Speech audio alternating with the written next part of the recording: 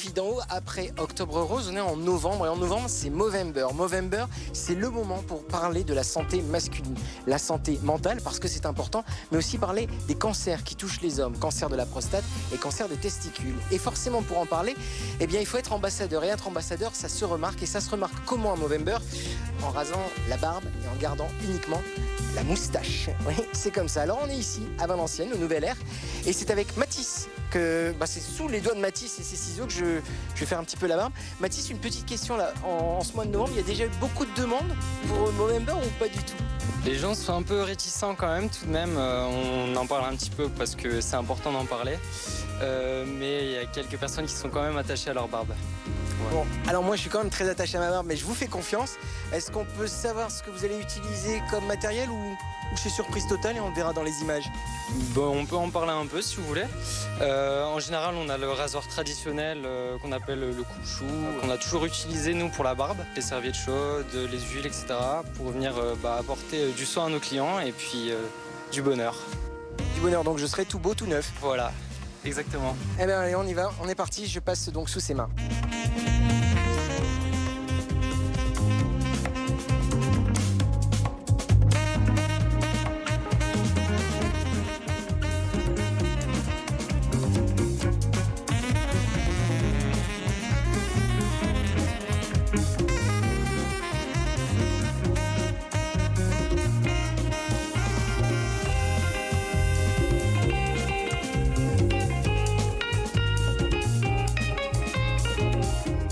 Là, on arrive sur l'étape du savonnage. Donc en gros, on vient monter la mousse avec le savon dur traditionnel italien. Je me sens très bien, je me fais dorloter, chouchouter. L'épisode de la serviette chaude, c'était vraiment assez incroyable, donc j'attends la suite. Surtout que je vois pas ce qui se passe, donc je sais juste qu'il me reste un peu de moustache, ça c'est sûr, mais le reste, je sais pas.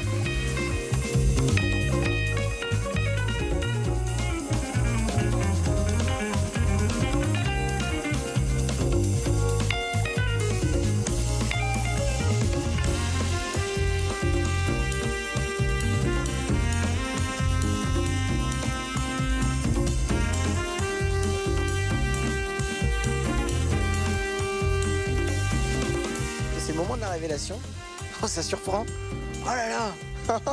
Ah oui, je sais à qui je ressemble. Là, c'est sûr que mon père ne peut pas me renier, c'est clair. Si vous n'avez pas envie de raser la barbe, ce qui peut s'entendre, ce qui peut se comprendre, il y a des autres possibilités. Et notamment, par exemple, à Lille, on va aller se rendre avec un club de CrossFit pour justement s'engager autrement dans Movember. On va donc faire un petit peu de sport avec donc cette toute nouvelle moustache. Merci beaucoup, Mathis. Mais je vous en prie, avec plaisir.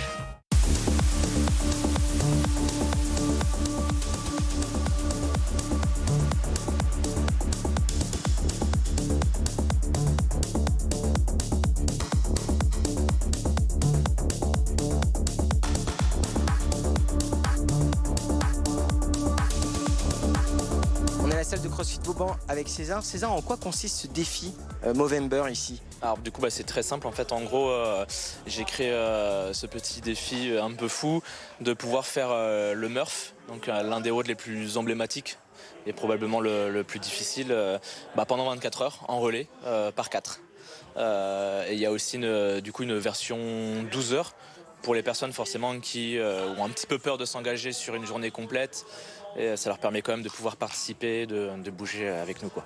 Donc là, ça veut dire que vous aussi, il y en a qui sont en train de le faire, mais vous aussi, vous êtes engagé là sur le 24. Ouais, tout à fait. Je sors de la sieste et je vais bientôt enchaîner du coup là d'ici quelques minutes et juste après. Quel type d'activités physiques sont faites pendant ces 12 heures ou 24 heures? Alors du coup là sur ce WOD-ci, on va commencer par 1,6 km de course à pied.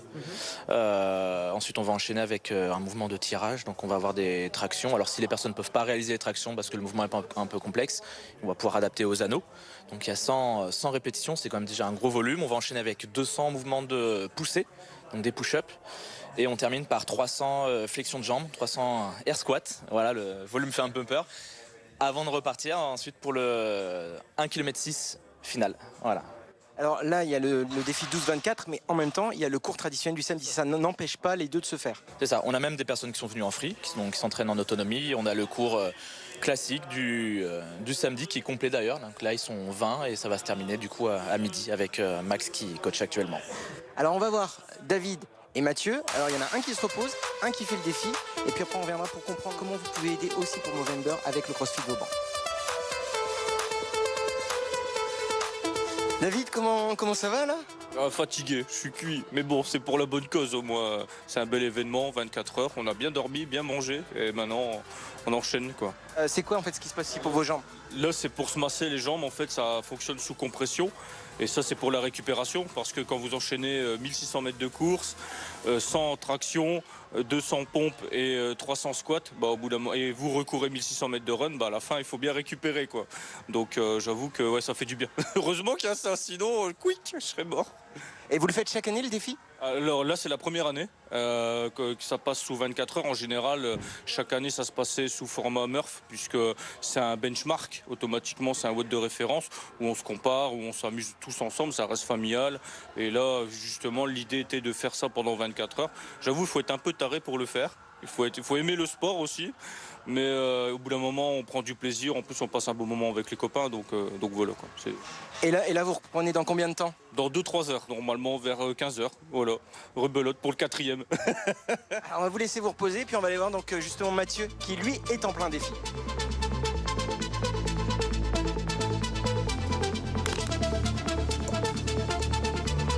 Ça va Mathieu? Ouais.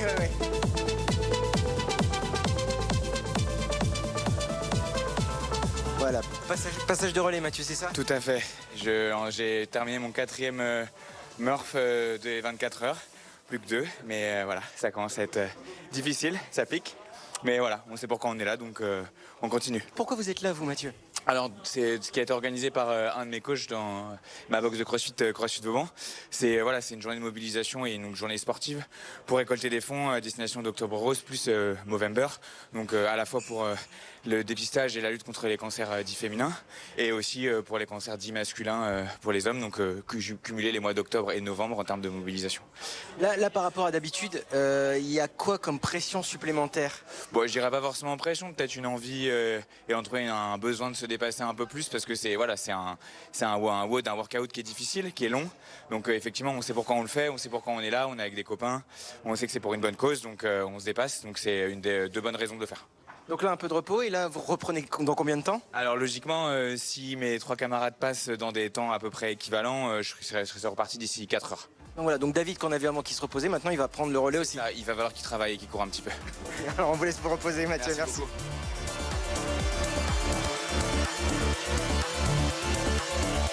On a bien compris César que c'est hyper physique. Pourquoi est-ce que la salle de CrossFit Vauban s'est engagée dans Movember?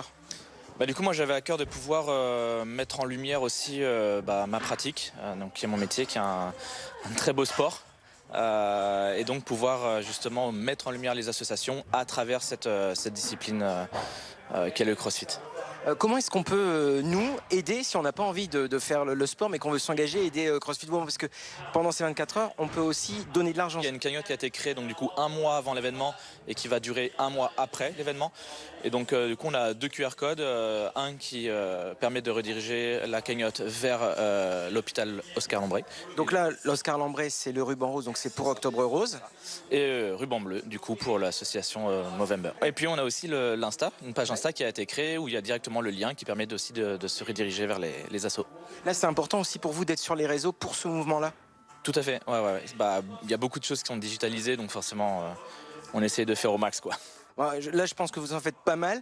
Et puis maintenant, on va parler de prévention avec le professeur Fizadzi, oncologue médical et qui est spécialisé justement dans les cancers masculins, cancer colorectal et cancer des testicules. Le signe distinctif de Movember, c'est donc la moustache. C'est une façon d'apporter un regard différent pour évoquer les cancers masculins. Et ici, au centre Oscar Lambray, la recherche sur ces cancers accélère. Pour en parler, nous sommes avec le professeur Karim Fizadzi. Bonjour. Bonjour et merci de m'accueillir. Merci à vous de nous recevoir ici chez vous, au centre Oscar Lambray. Vous êtes oncologue médical, l'un des experts mondiaux du cancer de la prostate et du testicule.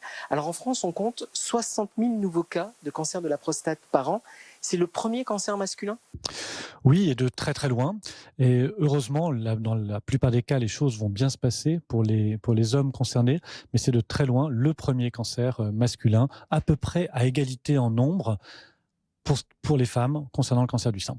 À partir de quel âge on le détecte le plus, le cancer de la prostate? Alors c'est plutôt un cancer de la deuxième partie de la vie, autour de la soixantaine. L'âge médian en France est de 69 ans. Mais en fait, c'est un cancer qui apparaît plutôt au milieu de la vie et qu'on trouve vers la soixantaine. Comment est-ce qu'on réalise le dépistage du cancer de la prostate, puisqu'on parle qu'à partir de 50 ans, il faut l'envisager, il y a des kits qui sont proposés. Comment ça fonctionne? Alors, sujet compliqué. Il y a deux choses très différentes. D'une part, les symptômes qui doivent alerter, et d'autre part, la question d'un dépistage organisé. Pour les symptômes, lorsqu'un homme se lève plus souvent la nuit pour uriner, parfois lorsqu'il y a des troubles de l'érection, lorsqu'il y a une difficulté pour uriner, lorsqu'il faut forcer, tous ces signes doivent amener à consulter un médecin. Dans beaucoup de cas, il ne s'agira pas d'un cancer, mais de ce qu'on appelle un adénome ou une hypertrophie de la prostate. La prostate est juste trop grosse, tout bêtement. C'est pas grave, c'est enquiquinant. Hein, mais en tout cas, il faut consulter au cas où. Et puis il y a toute la question du dépistage organisé du cancer de la prostate, comme on dépiste le cancer du sein avec la mammographie par exemple, avec la question de faire une prise de sang pour doser une protéine qui s'appelle le PSA. Tout le problème, c'est que si on fait ce dépistage, on va trouver beaucoup de cancers, mais aussi beaucoup de cancers indolents qui n'auraient jamais fait parler d'eux si on ne les avait pas trouvés. Et du coup, on risque de traiter ces hommes, déjà de leur imposer un diagnostic de cancer, ce qui n'est jamais marrant dans la vie, oui, mais en plus de leur imposer un traitement qui peut avoir des conséquences sur le plan urinaire et sur le plan de la sexualité. Donc il y a actuellement tout un débat concernant l'utilisation de ce dépistage et à l'heure actuelle, il n'est pas recommandé par les autorités de santé à l'échelle du pays. Si un cancer de la prostate est détecté, quels sont les types de traitements possibles? Alors deux situations très différentes, les formes localisées à la prostate et les formes métastatiques, c'est-à-dire qui ont diffusé dans d'autres organes. Dans les formes localisées, le pronostic est dans l'ensemble très très très bon. Les taux de survie à 5 ans dépasse 95%. Et du coup, il y a plusieurs traitements possibles. L'ablation de la prostate est possible, mais très souvent, on peut l'éviter et on peut plutôt aller vers de la radiothérapie ou encore, dans même certains cas, ne rien faire du tout, en fait, c'est-à-dire faire une surveillance active. Vous m'avez bien entendu, oui, il y a un cancer, on le sait, mais on décide ensemble avec le patient, dans la mesure où il s'agit d'un cancer très indolent, de ne pas y toucher et simplement de le surveiller. Dans les formes métastatiques, il y a beaucoup de traitements qui sont disponibles à l'heure actuelle. Le lutécium PSMA fait partie des derniers. Il s'agit d'un traitement radioactif qui cible une protéine spécifique du cancer de la prostate qu'on appelle le PSMA. Donc si vous voulez, c'est un traitement ciblé. Le médicament va trouver les cellules tumorales et la radioactivité va détruire la cellule tumorale. Ça s'appelle le lutécium PSMA. C'est un traitement d'ensemble très bien toléré et qui effectivement est utilisé ici au centre Oscar Lambret. On parle donc du cancer de la prostate, mais Movember, c'est aussi le mois de sensibilisation autour du cancer du testicule. C'est vrai que c'est le premier cancer, le premier cancer de l'homme jeune. Oui, c'est très vrai et on ne le sait pas assez. C'est aussi au passage une très belle victoire de la médecine. L'âge moyen des hommes atteints de cancer du testicule est de 28 ans. Oui, ce qui est très jeune. C'est très jeune, hein, très clairement. Et c'est de loin le premier cancer pour cette classe d'âge. La très bonne nouvelle, c'est que si on a un cancer du testicule, on va très probablement en guérir.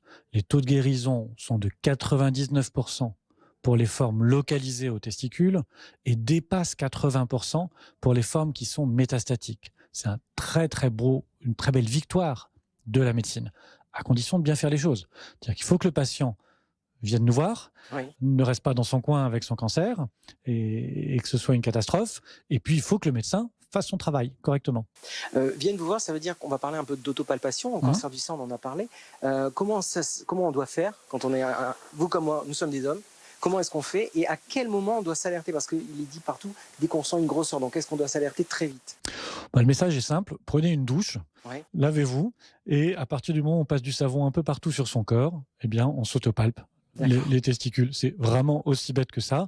Et donc, une fois de temps en temps, vérifier qu'il n'y a pas une grosseur apparue dans le testicule. Si jamais c'est le cas, le message, là aussi très simple, c'est aller consulter votre médecin. Il n'y a pas de honte à se déshabiller devant un monsieur ou une dame qui est un médecin, qui va vous examiner. Et si ça se trouve, qui va vous rassurer et vous dire, parfois il s'agit de ce qu'on appelle un kyste de l'épididyme, c'est-à-dire quelque chose de totalement bénin, et que vous allez ressortir avec une très bonne nouvelle. Puis de temps en temps, il faudra faire une échographie, il faudra faire une prise de sang pour s'assurer que ce n'est pas un cancer, et si c'est un cancer, vous en débarrassez. Quels sont les traitements autour du cancer du testicule? Et d'ailleurs, tiens, je dis depuis tout à l'heure cancer du testicule et pas des testicules. Pourquoi? Pourquoi? Parce que nous avons 2 testicules, ça ne vous a pas échappé. Non, ça c'est clair. Voilà, mais le cancer, dans l'immense majorité des cas, et tant mieux, ne va frapper qu'un seul des 2 testicules. Si bien que le traitement, pour rebondir sur votre question, le traitement repose sur l'ablation de ce testicule, et au passage on vit très bien avec un seul testicule. L'autre testicule va rester en place et va faire le travail. Un testicule, ça sert à 2 choses. Ça sert à fabriquer de la testostérone, l'hormone mâle, ce qui fait pousser les moustaches, et ça sert à faire des spermatozoïdes pour ensuite faire des bébés. Un seul testicule assure ce travail. On peut, au moment de l'ablation du testicule, mettre en place une prothèse qui pose habituellement pas du tout de problème et qu'on peut garder toute sa vie. Et comme on peut décider de ne pas avoir de prothèse. Donc ça, c'est simple. Ça permet d'assurer la guérison de 99% des patients qui ont un cancer de la prostate localisé. Parfois, on complète l'intervention chirurgicale par une chimiothérapie. Avec quelle équipe vous travaillez ici au Centre Oscar Lambret qui sont avec vous justement autour de cette lutte contre ces 2 types de cancers? Alors, au Centre Oscar Lambret, l'équipe de radiothérapie, qui est au passage une équipe de renom pour le cancer de la prostate, qui a développé ce qu'on appelle l'hypofractionnement, c'est-à-dire une technique qui permet de traiter les patients avec moins de séances et avec des traitements plus précis. Équipe, je suis clairement jugé parti, mais je ne suis pas radiothérapeute, mais c'est vraiment une équipe remarquable. Et puis une équipe d'oncologie médicale. Les oncologues médicaux, c'est un mot compliqué pour dire cancérologue. Et ce sont mes collègues cancérologues qui sont les experts du cancer de la prostate, du cancer du testicule. Et puis j'oublie surtout pas beaucoup d'autres collègues, les radiologues, les médecins nucléaires. Puis juste à côté de chez nous, les collègues urologues du CHU qui font un travail remarquable également. Eh bien, professeur Fizazi, je vous remercie énormément de nous avoir accordé de votre temps. Voilà, la recherche, elle avance, elle progresse, et vous nous avez rassurés sur le cancer de la prostate et le cancer du testicule. Et puis donc, si Movember est clair sur les cancers masculins, elle permet aussi d'aborder le sujet de la santé mentale. Eh bien, on va justement en parler avec un témoignage maintenant et avec Jérôme. Movember, c'est aussi donc le mois pour éclairer différemment la santé mentale masculine. Et pour en parler, je suis avec Jérôme Brigodeau, ambassadeur Movember. Bonjour. Bonjour. Bienvenue. Alors, pourquoi est-ce que c'est important d'évoquer la santé mentale en novembre, en plus de la sensibilisation sur les cancers masculins? Novembre, c'est le mois de Movember. Movember, c'est la contraction entre novembre et moustache. Donc l'idée, c'est de se laisser porter la moustache durant le mois de novembre afin de sensibiliser sur les sujets qui sont portés par cette association. Donc il y a le cancer des testicules, qui est le cancer le plus répandu chez les jeunes. Il y a le cancer de la prostate, qui est un cancer qui est très meurtrier, avec un Français qui meurt toutes les heures du cancer de la prostate. Mais on a également les sujets de santé mentale qui touchent particulièrement les hommes. Il faut savoir que les hommes représentent 75% des décès par suicide en France. Et la santé mentale psychologique, je dirais, des hommes, elle est souvent invisibilisée à cause de stéréotypes, de genre. C'est ça, c'est négligé. Enfin, il y a une stigmatisation. Un homme, ça n'a pas le droit d'être fragile. C'est ça un peu l'idée? C'est un peu l'idée, en effet, dès le plus jeune âge, le jeune garçon, on va un peu moins le laisser exprimer ses émotions. Parfois, on va lui dire voilà, de ne pas pleurer. On entend même parfois de la voix d'adulte, ne pas pleurer comme une fille, comme si la honte suprême serait d'être une fille. Mais ça, je pense que c'est un autre sujet.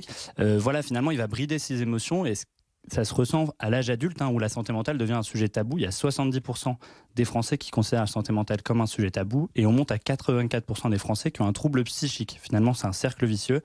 Les personnes qui ont une santé mentale qui est la plus dégradée sont aussi ceux qui sont le moins en capacité finalement d'en parler. Et il est vrai qu'aujourd'hui, la santé mentale, ça devient un sujet d'importance au niveau national, en fait. Oui, tout à fait. Alors, on en parlait moins de la santé mentale avant, alors que c'est un sujet très important. Il faut quand même savoir qu'en 2025, la santé mentale a été désignée grande cause nationale en France. On a énormément de personnes qui sont touchées. La santé mentale en France, c'est plus de 8000 suicides par an. Mais avant de parler de suicide, en fait, c'est une majorité de personnes qui sont touchées. Il faut savoir qu'il y a plus de 50% des personnes qui considèrent avoir été touchées par un trouble psychique dans les 12 derniers mois. Ce que ça veut dire, c'est qu'en fait, ça touche la majorité des gens. C'est vraiment un sujet de santé nationale. Et donc, c'est l'affaire de tous. Comme moi, là, vous avez la moustache. Donc, depuis quand vous êtes engagé dans Movember? Alors, je suis engagé dans Movember depuis 12 ans, donc à peu près depuis mes premiers poils de moustache, finalement. Je me suis engagé parce qu'il y a une personne dans ma famille qui avait été touchée, donc j'ai voulu apporter ma pierre à l'édifice pour empêcher les hommes de mourir trop jeunes. Et voilà, après, au fur et à mesure du temps, il y a d'autres personnes qui ont été touchées par le cancer autour de moi. Il y a aussi eu des sujets de santé mentale. J'ai bien compris que c'était l'affaire de tous, la santé mentale. Ça m'a poussé à devenir finalement ambassadeur de l'association depuis 2 ans, multipliant ainsi ce type d'intervention et de sensibilisation. Quelles sont les autres actions que vous menez avec l'association Movember ? Alors, initialement, c'était beaucoup tourné autour de mobilisation via les réseaux sociaux, parce que l'idée de Movember, évidemment, c'est aussi d'aller chercher des dons pour pouvoir financer l'association et toutes ces actions sur les cancers masculins et la prévention du suicide et la santé mentale.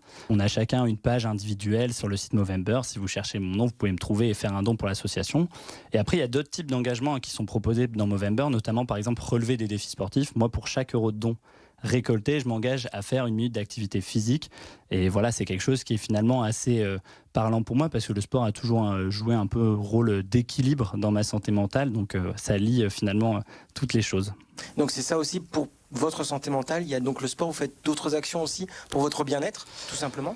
Oui, voilà, déjà parler de santé mentale, c'est quelque chose qui n'est pas évident, que ce soit pour tout le monde, mais pour les hommes, c'est encore quelque chose qui est plus invisibilisé, un peu plus compliqué à mettre en place. Contrairement à ce que la société essaye de nous dicter, l'homme, il a le droit d'avoir des émotions, il a le droit d'avoir des émotions de fragilité, d'incertitude, et c'est un peu ce qu'on essaye de faire. Par exemple, à titre personnel, je suis depuis peu une thérapie, donc je vais voir un psychologue, c'est quelque chose qui est, par exemple, pas évident à dire normalement. Tout le monde n'est peut-être pas OK pour aller voir un psychologue, mais l'idée finalement c'est de pas rester isolé quand ça va pas. Il faut trouver quelqu'un avec qui en parler, que ce soit un parent, un ami, un voisin.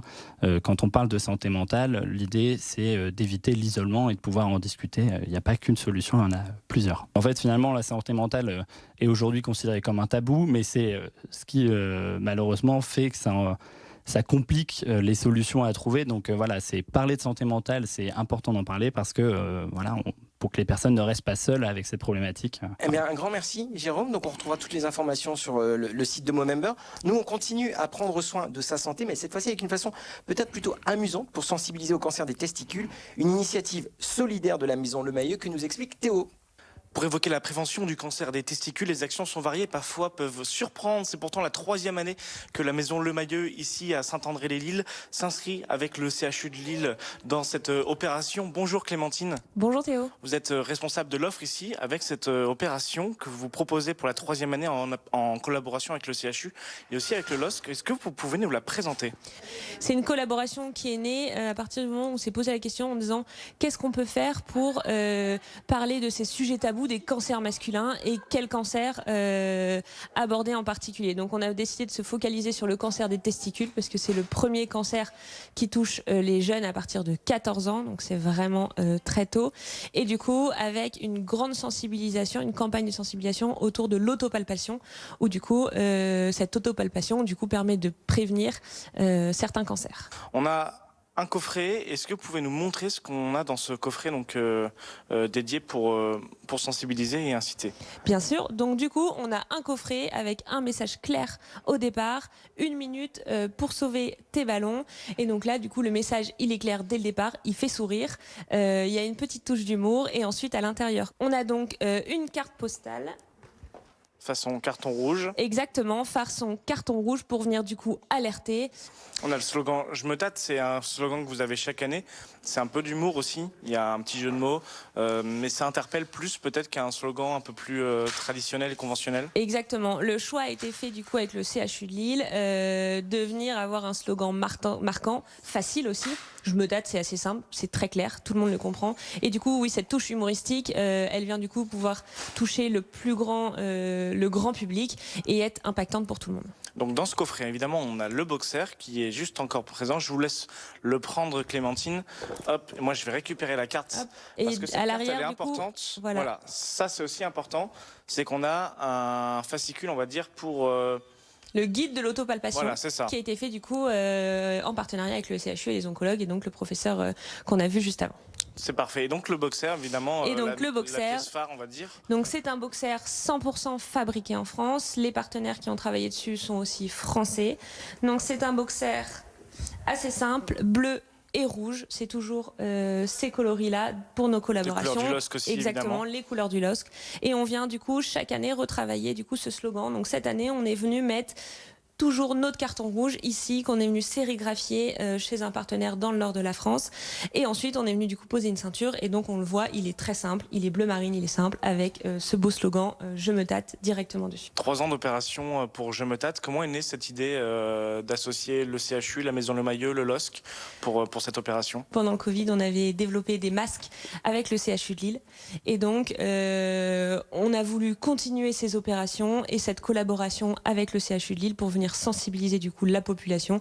Et on s'est dit, nous, en tant que fabricants français, on a envie de venir parler d'un sujet tabou qui est aujourd'hui le cancer, les cancers masculins et majoritairement le cancer des testicules.